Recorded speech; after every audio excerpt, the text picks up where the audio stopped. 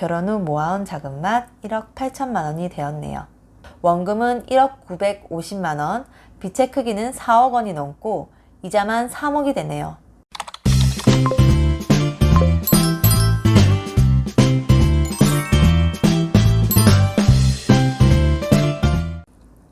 안녕하세요. 별난주부입니다. 여러분, 월급이 통장을 스쳐가나요? 월급이 분명 들어왔는데 어디로 다 사라진지 모르시겠나요? 절약하고 저축하는 것을 늘 다짐하지만 항상 실패하여 수동족, 욜로족이 되셨나요? 또 이제 막 결혼한 신혼부부, 맞벌이 부부인 분들 어떻게 돈 관리를 할지 막막하시죠? 저도 결혼 전에는 특별하게 생각이 없었는데 결혼 후에 돈 관리에 대해 많이 고민했어요. 나 혼자가 아니라 상대방도 설득해서 같이 룰을 만들어야 되기 때문에 이것저것 시도해서 현재 결혼 6년 차 4살 자녀 1명에 결혼 후 모아온 자금만 1억 8천만 원이 되었네요. 절약을 하고 싶은데 어떻게 시작해야 될지 모르시겠다면 제가 실행한 돈이 저절로 모이는 세팅 방법 알려드리겠습니다. 영상 끝까지 시청해주세요. 제일 먼저 해야 할 것, 내 돈을 갉아먹는 신용카드 없애기. 뻔한 얘기 하네 라고 들리시나요? 그 생각부터 바꾸셔야 합니다. 신용카드는 단순한 신용카드가 아니에요. 미래의 소득을 미리 당겨서 쓰는 거기 때문에 신용카드를 사용하면 돈의 흐름, 자산의 현재 상태 이런 것들이 파악이 힘들어집니다.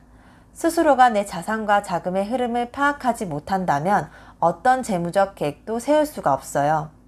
지도 없이 내비게이션 없이 운전하는 차를 탄 거나 마찬가지죠. 그냥 카드값 갚느라 바쁜 생활의 연속이 되는 겁니다. 지출에 끌려가는 생활, 카드값 나오니까 돈 벌어야 되는 상황인 거죠. 생각보다 카드값이 덜 나오면 좀 모아두었다가 카드값이 많이 나오면 모아둔 게 다시 리셋이 되고 카드값이 더 많이 나오면 마이너스 통장에서 빼서 막기의 연속인 겁니다.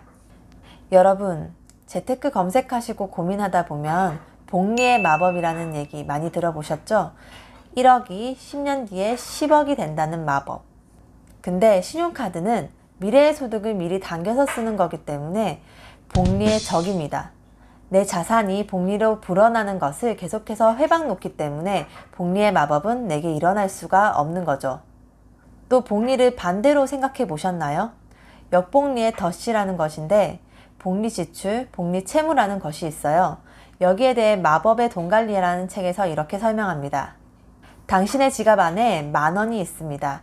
이 돈은 한 번밖에 사용하지 못합니다. 당신이 이 10,000원을 어떤 곳에 쓸지 결정해버리면 다른 곳에는 사용할 수 없으니까요. 예를 들어 당신이 빚을 갚거나 미래를 대비하는데 그 10,000원을 활용하지 않고 눈앞에 불필요한 소비에 소모해버린다면 그로 인해 빚이 늘어나고 자산을 만들 수 없는 것입니다. 하루에 10,000원씩 은행에서 대출받아서 하루 10,000원을 소비한다고 생각해 볼까요? 한 달에 30만원, 1년이면 360만원을 쓴 꼴입니다. 기간을 늘려보면 이런 식으로 소비하게 된다면 복리비용은 정말 말도 안 되게 늘어납니다. 여기서 나의 복리비용 혹은 복리채무는 은행 혹은 카드회사에겐 복리자산이 되는 것입니다. 은행하고 카드회사는 배가 불러서 터지겠죠? 단돈 10,000원이지만 매일 10,000원씩 8% 이자율로 빌리게 된다면 원금은 1억 950만 원, 빚의 크기는 4억 원이 넘고 이자만 3억이 되네요. 당신은 내 자산을 불릴 수 있는 기회비용을 잃음과 동시에 1억 900만 원치를 은행과 카드회사에 주고 3억 원의 이자 비용을 건네주며 4억 원의 빚을 떠안고 살게 되는 것이죠.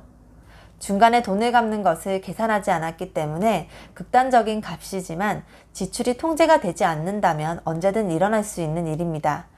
여러분 투자할 때도 복리의 마법이 일어날 것이라고 믿고 하시는 거잖아요. 그것도 수익이 재투자되고 매번 수익이 예상대로 일어나야 되기 때문에 극단적인 값은 다르지 않습니다. 그러니 역복리, 이것도 내게 일어날 수 있는 일 맞습니다. 그런데 혜택이 많아서 신용카드를 사용하고 싶은데 절대 사용하면 안 되는 것인가요? 몇 가지 원칙을 정하고 정해진 룰에 의해서 쓴다면 괜찮습니다. 제가 사용하고 있는 방법인데 말씀드릴게요. 신용카드 할부는 하지 않고 일시불로만 결제한다. 신용카드 대금이 결제되는 통장을 분리해서 만들어 두고 결제 후 즉시 입금해서 통장에 미리 넣어둔다. 이렇게 신용카드를 쓰면 현금이 있어야 신용카드를 사용할 수 있으니 미래의 소득을 당겨 쓰는 일이 없고 현금 흐름의 파악이 가능해집니다. 여기서 깨알 팁. 신용카드 결제일을 14일로 정하면 전월 1일부터 말일까지 내용이 빠지기 때문에 가계부 정리 혹은 결산 예산 계획을 세우기에 쉽습니다. 신용카드는 목표한 할인 혜택을 받을 만큼만 씁니다. 신용카드 할인 혜택이 좋은 게 많죠. 그런데 쓰다 보면 할인받는 금액보다 더 소비를 많이 하게 됩니다. 따라서 신용카드는 여러 개는 절대 금물이고요. 신용카드를 소비하는 것도 전체 소비 목표에 맞게 구성해야 합니다. 저는 전체 소비 목표는 200만원인데 매월 30만원 결제 시 15,000원 정도의 캐시백 할인 혜택을 받을 수 있어 이를 위해서 사용하고 있습니다. 여러분도 본인에게 맞게 구성해서 실천해 보시기 바랍니다. 두 번째는 통장을 쪼개고 사치할 수 있는 범위를 설정하기입니다. 통장을 쪼개는 거는 많이 들어봤고 사치라는 것은 절약하고 거리가 멀게 느껴지죠. 절약이 기본이지만 해보신 분들은 알 거예요. 현타가 오는 시점이 있죠. 친구들은 다 가지고 있는 이게 너무 가지고 싶고 돈을 버는데 이게 뭐하고 사는 건가 이런 류의 현타 시점이 오고 흔들리고 무너지는 시점이 있어요. 그러면 절약하던 계획이 무너지고 결심하려던 일을 포기하게 되는데요. 사치할 수 있는 범위, 내가 무계획으로 쓸 수 있는 범위를 설정하면 현타가 오는 시점, 이런 위기 순간을 잘 넘길 수 있습니다. 우선 생활비 통장, 용돈 통장, 예비비 통장 이렇게 총 3개입니다. 그리고 저축 통장, 투자 통장, 신용카드 대금 통장이 있어요. 저희 부부 기준에서 예를 들어 설명드릴게요. 월급 통장은 부부의 월 소득이 들어오는 통장입니다. 월 평균 급여 500만원이 들어오고요. 용돈 통장은 40만원씩 2개로 각각 이체를 하고 예비비 통장은 급여의 10% 정도 50만원을 입금해 둡니다. 쪼개고 나면 월급 통장은 370만원가량이 남고요. 저는 지출 범위를 월 200만원으로 설정했기 때문에 용돈 80만원을 제외한 120만원을 월급 통장에 생활비로 남겨두고 나머지 250만원은 투자 및 예금 적금을 합니다. 여기서 볼까요?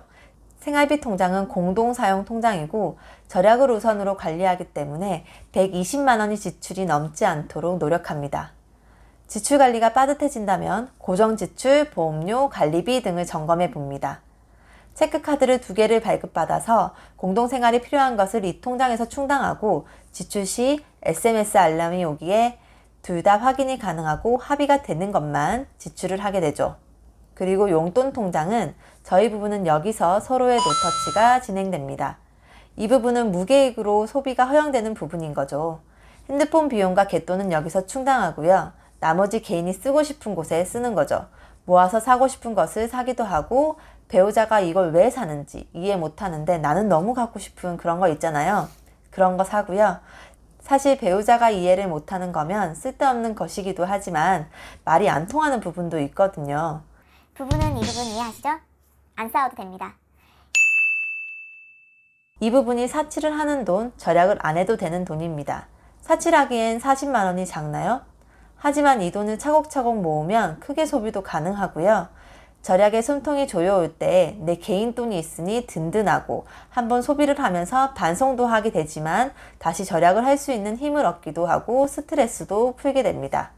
절약이 너무 잘 되고 또 한껏 아끼는 게 탄력이 붙으면 개인 통장도 돈이 차곡차곡 쌓여가기 시작하는데 그러면 그 돈도 개인적으로 모아두어서 활용이 가능합니다. 비상금이 되는 거죠. 저는 이걸 모아두었다가 코인에 반토막이 됐는데 코인썰은 나중에 풀도록 하겠습니다. 이것도 사치 중 하나가 됐네요, 결과적으로. 하지만 개인 자금에서 나갔기 때문에 우리 가게 전체적으로 보면 절약에 전혀 방해가 되지 않았습니다. 마지막 예비비 통장은 무엇인가요? 이것은 탄력적으로 운영하시면 되는데 10% 상당을 예비비로 넣어둡니다. 생활비는 120만원만 쓴다고 정했지만 초과하는 경우가 생길 수 있죠. 경조사비가 많은 달이거나 갑자기 병원비나 가족들에게 큰 지출이 발생하는 경우를 대비해서 가지고 있는 것입니다. 한 달에 50만원이니 모이다 보면 이게 목돈이 되는데요. 목돈이 되면 여행 자금으로 쓰는 경우도 있었고 저축통장, 투자통장으로 넘겨서 더 많이 저축을 하기도 했습니다. 예비비 통장은 혼자라도 필요한 부분이 있지만 결혼 후 부부가 되면 뜻하지 않은 지출 때문에 정해진 범위 내 소비가 오바되는 경우가 종종 생깁니다. 그래서 이런 부분을 커버해 두어야 저축을 늘 성공할 수가 있습니다. 여기서 깨알 팁. 예비비 통장은 카카오뱅크를 활용하게 되면 세이프박스라는 기능을 통해 이자도 받아볼 수 있어서 저는 여기를 활용합니다. 이런 세팅을 한 후 결과가 어떤가요? 이렇게 250만원 가량을 2015년 12월 결혼 후 만 5년 6개월 동안 1년에 3천만원씩 1억 6,500만원 정도를 모았고요. 대출 8,500만원은 다 상환하고 현금만 8천만원이 있다는 결론이 나네요. 그런데 현재 현금 자산은 9,500 정도입니다. 총 1억 8천을 모은 게 됐어요. 중간에 신랑이 이직을 하면서 퇴직금을 더해가지고 조금 더 늘었는 부분이 있었습니다. 곧 1억이 될 것 같아요. 올해부터는 부수입도 늘어나고 이직으로 또 승진으로 급여도 늘고 또 자본 규모가 늘어나게 되니까 투자 수입도 많이 늘어났습니다. 단순히 통장 쪼개기만 했을 뿐인데 이것만으로 돈이 저절로 모일 수가 있나요? 그렇죠. 단순히 통장 쪼개기입니다. 하지만 목돈 모으기는 절약이 기본인데 처음에는 노하우가 없어서 헤매고 포기하게 되는 게 다반사예요. 하지만 이렇게 월 200만원 이런 식으로 생활비를 정해두고 그 안에서 쓰게 되면 쓸수록 현금이 줄어갑니다. 불안해집니다. 또 쪼달리는 기분을 느낍니다. 부부는 둘 다 SMS 알람이 오니까 말은 안 해도 같이 쪼달리는 기분을 느끼죠. 잔고가 줄수록 아끼는 방법, 절약하는 방법을 고민하게 되고 물건 하나를 살 때도 한 번 더 생각하게 되죠. 이게 시작이고요. 목표한 금액을 처음에 계속 넘기게 되면 가계부를 쓰고 반성하게 됩니다. 줄일 수 있는 부분을 고민하고 이것들이 쌓이고 노하우가 생기고 다음 달은 저축을 성공하게 되고 그 다음 달은 더 많이 저축하게 되고 이렇게 돈이 쌓여가는 것이죠. 또 그러다 저축이 탄력이 붙으면 이번에는 수입을 늘리는 방향도 고민하게 됩니다. 부수입 혹은 이직으로 급여를 늘리는 쪽으로 나아가게 되고 자산이 점점 불어나게 되는 겁니다. 이는 제가 6년 정도 실천해 오면서 실제로 느끼고 경험한 내용입니다. 신기하게도 시작은 단순 통장 쪼개기인데 이런 순서로 점점 나아져 왔습니다. 세팅 방법은 알겠는데 아이가 있으면 이런 지출이 가능한 건가요? 제가 알려드린 세팅 방법을 금액까지 따라할 필요는 없습니다. 그만큼 지출이 통제가 되어야 한다는 것이 핵심이죠. 아이가 생기면 출산 시부터 지출이 크게 발생하는 경우가 많기 때문에 힘이 들 수 있어요. 하지만 저는 지출 통제에 중점을 두고 출산 시의 비용을 계산해서 더 넉넉하게 예비비를 만들어 두었고요. 첫 아이다 보니까 축의금도 많이 들어와서 솔직히 충당이 되었습니다. 그리고 문제는 아이를 키우면서죠. 저는 베이비시터나 부모님께 부탁드리지 못했기 때문에 보육기관에 맡기게 되었고요. 그래서 정말 돈이 많이 들지 않았습니다. 하지만 부모님께 맡기면서 수고비가 들거나 베이비시터를 쓰면서 급여가 나가게 된다면 비용이 커지겠죠. 이 부분도 내가 통제 가능한 선이라면 상관이 없습니다. 외벌이로 바뀌었다 해도 달라질 건 없어요. 그만큼 육아 비용을 절감하는 것이니까 있는 수입에서 지출을 통제하는 방향으로 가닥을 잡으면 되니까요. 육아의 형태는 정답이 없고 본인이 선택할 문제인 거죠. 하지만 이전 영상에서처럼 저와 같은 상황이라면 저는 어린이집 추천합니다. 저와 같은 고민을 하는 분들을 위해 90일대부터 맡긴 어린이집에 대해서도 추 영상으로 다루어 보도록 하겠습니다. 어찌되었든 육아에 대한 비용이 들더라도 전체 지출이 내 소득보다 낮고 통제가 된다면 돈은 모입니다. 그래도 조금 어려워 보이네요. 지출 통제가 말만 쉽게 느껴져요. 실천이 중요합니다. 신용카드 없애고 지출 흐름 파악하고 저축률 1%부터 천천히 올려보세요. 매일 0.1%씩만 개선된다고 해도 1년이면 36.5%, 잠시만 남과 다르게 살 결심을 한다면 몇 년 후에는 남들과 전혀 다른 삶을 살고 있을 겁니다. 저도 앞서 말씀드린 250만원씩 저축한 금액은 보기 쉽게 하려고 평균치로 말씀드린 거고요. 2019년까지는 평균 급여도 부부 합산 500만원이 안 됐었고 육아 비용 때문에 지출이 오바된 적도 많았습니다. 200만원 저축을 못할 때도 있었고요. 그런데 급여가 점점 늘고 육아 비용도 아이가 좀 크고 하면서 줄어들고 노하우도 생기고 하면서 많이 절약해서 2020년부터는 눈에 띄게 저축률이 높아졌어요. 코로나 때문에 소비가 더 줄어든 덕도 있었습니다. 이처럼 처음은 달성이 힘들게 느껴지지만 지속할수록 성공에 가까워진다는 거 잊지 마세요. 일단 돈이 모일 수 있도록 세팅하고 상황에 밀어넣어 보세요. 됩니다. 실패해도 가계부를 보면서 원인을 파악하고 다시 다음 달에 좀 더 개선하면 되는 거니까요. 실천할 준비가 되셨나요?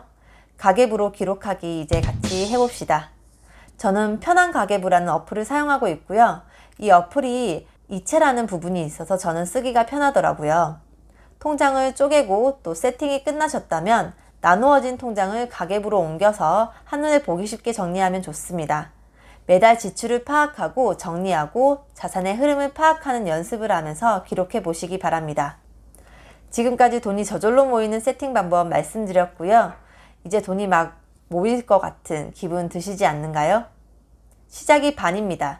세팅이 완료되셨다면 저와 함께 내년에는 더 부자가 되실 거예요.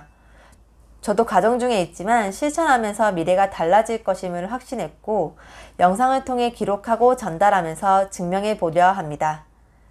돈도 모이는 게 가속도가 붙어요. 저는 아직 느린 속도이지만 점점 빨라지는 게 눈에 보입니다.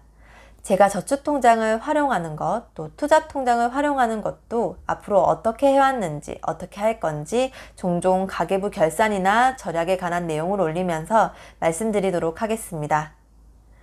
지금까지 시청해 주셔서 감사합니다.